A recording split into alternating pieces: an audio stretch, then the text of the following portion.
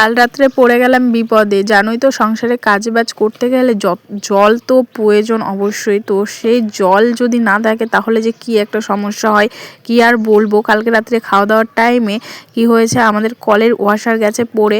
তো সেই কারণে কালকে রাত্রে অন্য একটা বাড়ি থেকে জল নিয়ে এসে খাওয়া দাওয়া করেছি। সকালবেলা তো অনেক থাল বাসন আছে, সেগুলো মাজা ঘষা করতে পারছি না এই জলের কারণে। তো সকালবেলায় ঘুম থেকে উঠেই রাস্তা দিয়ে মাছ আলা যাচ্ছিল, সেখান থেকে দেখো এই যে পোনা মাছ নিয়েছি। তো সেই মাছটা আমি এদিকে কাটছিলাম আর এদিকে জল নেই। আমি মনে মনে ভাবছি যে সেই মাছটা ধোবো কি দিয়ে। তো আর আমি গিয়ে ওই ড্রাম ভরে নিয়ে এসেছিলাম জলের, সেই জলটুকু দিয়েই মাছটা ধোবো। আর এদিকে তারপরে মানে কোনো কাজকামই করতে পারছি না এই জলের কারণে। তো সকালে ঘুম থেকে উঠে বাসি ঘরের সমস্ত কাজকর্ম করে এই বাসন টাসনগুলো আর মাজা হয়নি, কারণ জল ছিল না তাই। আর এদিকে এই যে ট্যাপ আছে, এটা তো সেই টাইম না হলে জল দিবে না। সেই টাইম কলের জলের আসার বসেছিলাম সেই অনেকক্ষণ থেকে, 9টার মতো বাজে। আমি ভাবলাম যে আজকে মনে হয় আর জল আসবে না। এই ভেবে যেই থাল বাসনগুলো মাজছি, ভাবলাম যে থাল বাসনগুলো মেজে নিই, এই সেন্টার আছে আমাদের এখানে, সেই সেন্টারের কল থেকে জল নিয়ে আসবো। এই যে থাল বাসনগুলো মেজে যেই এক বালতি জল এনেছি সেন্টার থেকে, এনে থাল বাসনগুলো ধুলাম। তো তারপরে দেখি ট্যাপটা জল দিচ্ছে। তো ট্যাপটা আমার শ্বশুর বন্ধ করে রেখেছে, বুঝতে পারিনি। তো তার জন্য এত দেরি হয়ে গেল এই থাল বাসনগুলো মাজতে। পরে থাল বাসনগুলো মেজে, এদিকে তো রান্নাবান্না হয়নি কারণ জল নেই, বুঝতেই পারছো। আর যে কেনা জল আমরা খাই সেই জল দিয়ে তো আর রান্নাবান্না করা যাবে না, কারণ বাড়িতে অনেক মানুষ, একটা ড্রাম একদিন যায়। তো এই কারণে সেই জলের আশায় রান্নাবান্নাও করিনি। এদিকে সবাই মিলে মুড়ি চা খেলাম। আর আমার ননদ আছে, ওর ছোটো বাচ্চা, ওকেও সকালবেলা খাবার দিতে হবে, ওকে ডিম সিদ্ধ তারপরে চা করে দিলাম, ওগুলোই মানে খেয়ে নিল। আর এদিকে হচ্ছে সমস্যা, আজকে আবার গ্যাসও শেষ।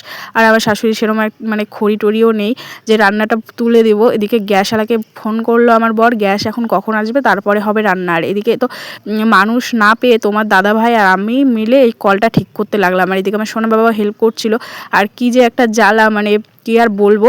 এই অটাইমে এখন কল ঠিক করার মানুষকেও পাওয়া যাচ্ছে না। তো কি আর করবো, যে বর আর আমি মিলে লেগে পড়লাম। আর এদিকে কলের নাটগুলো যে এত মানে শক্ত, দেখতেই পাচ্ছ কলটা অনেক দিনের পুরনো, একদম খুলছিলই না। তো অনেক কষ্টই সেগুলো হচ্ছে আমার ভাসুরের ছেলে আমার বর মিলে ওই যে হ্যাসকো ব্লেড বলে সেটা দিয়ে কেটে তারপরে কলটাকে খুলে ঠিক করলো। তারপরে রান্নাবান্না করলাম, এই জন্য রান্নাবান্নাটাও আজকে তোমাদের সঙ্গে শেয়ার করতে পারলাম না। তারপর রান্নাবান্না শেষ করে ওদিকে ছেলের বাবার অনেক জামা কাপড় ছিল, সেগুলো ধুয়ে, আর আমার ওই যে ছোট্ট পুচকু সোনা মানে আমার ননদের ছেলে, তারও জামা কাপড়গুলো ধুয়ে ওদিকে মেলে দিয়ে আসলাম।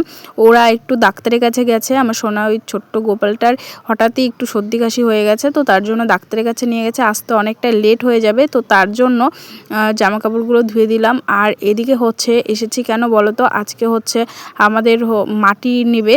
তো 4 গাড়ি মাটির কথা আছে, আজকে দিয়ে যাবে। তো আমাদের এখানে মানে ঢালার জায়গা নেই, তো বাড়ির সামনে যে কাকিমাদের জায়গা আছে, তো সেই জায়গাটাই ঢালবো।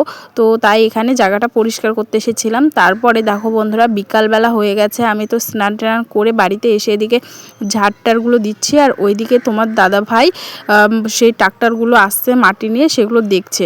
আর এদিকে আমি সেই বাড়িঘরগুলো পরিষ্কার করছি। আর এখনও আমার ননদরা আসেনি, এতটা লেট হচ্ছে। তো বাচ্চাদের ডাক্তার, বুঝতেই পারো অনেক ভিড় হয়। আর এদিকে আমি একাই ঝাড় দিচ্ছি, গল্প করছি। আমার শ্বশুর আছে আর আমার ছেলে ওদিকে খেলছে। আর আমাদের উঠানটা এতই বড়, মানে কি বলবো, একদম ঝাড় দিতে দিতে মাজা একদম ব্যথা হয়ে যায়।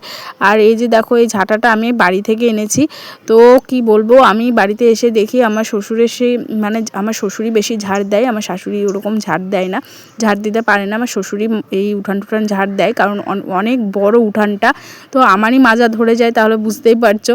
তো ছোট্ট একটা ঝাঁটা, ওই ঝাঁটাটা দিয়ে ঝাড় দেয়। আমি তো এর আগের বার এসেছিলাম আমার বোনের সঙ্গে, তোমরা জানোই। তো সেই টাইমে এসে আমার ঝাড় দিতে খুব অসুবিধা হচ্ছিলো, এই কারণে বাড়ি থেকে, আমাদের বাড়িতে নারকেল গাছ আছে, অনেক খিল আছে, তো সেখান থেকে খিল নিয়ে এসে বাড়িতে এসে হচ্ছে ঝাঁটা বানিয়ে নিয়েছি। তো ওটা দিয়ে এখন ঝাড় দিচ্ছি। আর এদিকে যে ওই বাড়ির ভিতরেও সব কিছু ঝাড় দেওয়া হয়ে গেছে, জামা কাপড়গুলোও তুলে নিয়েছি। এখন যাব আমাদের রান্নাঘরের ওই পাশটায় ঝাড় দিতে। তো রান্নাঘরের ওই পাশে আমার কল বাথরুম এগুলো আছে, তো সেই জায়গাটায় এখন ঝাড় দিতে যাচ্ছি।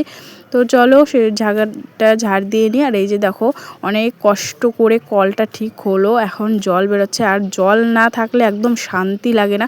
তো এখন জল বেরোচ্ছে, এখন বেশ একটা শান্তি। আর আজকেও কিন্তু রান্নাবান্না হয়েছে আমার সেই আলু টমেটো দিয়ে মাছ দিয়ে তরকারি করেছিলাম, তোমাদের সঙ্গে শেয়ার করা হয়নি, আর চচ্চড়ি করেছিলাম। আর এদিকে যেমন ঝাড়টা তো হয়ে গেছে, তারপরে কলেপাটা একটু পরিষ্কার করে হাত মুখ ধুয়ে এখন একটু রেস্ট নেব। তো তারপরে দেখো এদিকে একটু বাইরে ঘুরছিলাম, আর আমার সোনা বাবা আর আমি দেখো দুজন মিলে মানে একটু গল্প করছি। আর ও দেখো নিজের বাড়িতে এসে প্রচুর খুশি। তো ও দেখো কেমন করছে। আর ও টোস্ট বিস্কুট খেতে মানে ভীষণ পছন্দ করে। তো এই দেখো সকালবেলা টোস্ট মানে সকাল বলছি বিকালে টোস্ট খাচ্ছে আর আমার সঙ্গে গল্প করছে। তো কী আর করব, এখানে তো সেরকম কেউ নেই, এই ছেলে আর আমি মানে একটু মজা করি। আর যখন ওর বাবা থাকতো না, ও যখন আমার ছেলে হয়েছিল না, তখন আমার একা একা খুবই মানে একা একা লাগতো। এখনও আমার ছেলে হয়ে গেছে, তো তার জন্য এখন বেশ একটা ভালো লাগে, দুইজন গল্প টল্প করতে পারি। আর এইদিকে দেখো আমার মা পাঠিয়েছিল হচ্ছে ময়দা চালের গুঁড়া। তো যেহেতু পুষনা, তো আমরা তো পুষনার দিন এসেছিলাম, এই পিঠাটিটা করেনি, ভেবেছিলাম আমার শাশুড়ি পিঠা করবে, তো করেছিল না। তো এই পিঠাগুলো এই ময়দাগুলো আমি আবার একটা হাঁড়ির মধ্যে ভালো করে মুছে টুছে তুলে রাখছি। তো পরে এগুলো দিয়ে কিছু করে খেতে পারবে। তো ওই যে দেখো হাঁড়িটা ভিজা ছিল, মুছে তারপরে এই হাঁড়ির মধ্যে চালের গুঁড়াগুলো ঢেলে রাখছি। তারপরে এগুলো সব কাজকর্ম করে রান্নাবান্না কমপ্লিট করে গেছিলাম একটু পাগলিগঞ্জ, কারণ একটু দরকার ছিল। তো আসার পথে আমার ছেলের বায়না মা মোমো খাবো, তো এখানকার মোমো খেতে আমার ছেলে ভীষণ পছন্দ করে। তো এদিকে ধরো রাস্তার পাশেই দোকান, আমাদের বাড়ির পাশেই। তো এখানে এই যে মামি হচ্ছে মোমো বানায়, তো এটা হচ্ছে নিরামিষ মোমো। তো আমার ছেলে বলছে মা মোমো খাবো, তা ও বসে আছে আর মোমো ওদিকে মামি প্যাক করে দিচ্ছিলো। তো এখানে খাবো না, বাড়িতে নিয়ে যে সবাই মিলে খাবো। তো এখানে দেখো এই যে নিরামিষ মোমো, তো দেখো মোমোটা কি সুন্দর, সাইজটা অনেক বড় বড়। তো এখন বাড়ির সবাই মিলে খাবো। আর রাত্রে তো রান্নাবান্না হয়েছে রুটি আর দুপুরের তরকারি ছিল। এই হচ্ছে আজকের ছোট্ট একটা ব্লগ শেয়ার।